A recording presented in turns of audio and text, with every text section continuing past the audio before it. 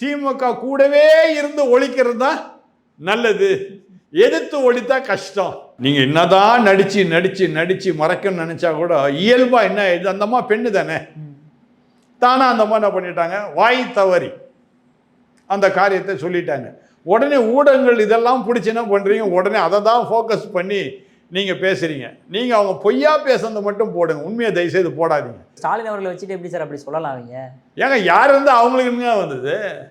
அவங்க அருமையான கலைஞர் கருணாநிதி எதிராக தானுங்க அந்த கட்சியை ஆரம்பிக்கப்பட்டது. அருமையான விஜயகாந்த் அவர்கள் இருக்கும் பொழுது கலைஞனுடைய கட்சிக்கு எதிராக தானே ஆரம்பிச்சு அண்ணா திராவிட முன்னேற்ற கழகத்தோடு கூட்டணி வச்சாங்க. காரணமே அதானங்க, எப்படியாவது திமுக ஒழிக்கணும்னு சொல்லி அவங்க செய்தாங்க. இந்த அம்மா என்ன பண்றாங்க, திமுக கூடவே இருந்து ஒழிக்கிறது தான் நல்லது, எதிர்த்து ஒழித்தா கஷ்டம்.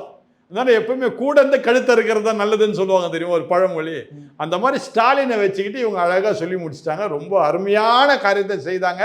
அம்மையார் உண்மையை பேசியிருக்காங்க, பாராட்டுகள் அந்த அம்மையாருக்கு.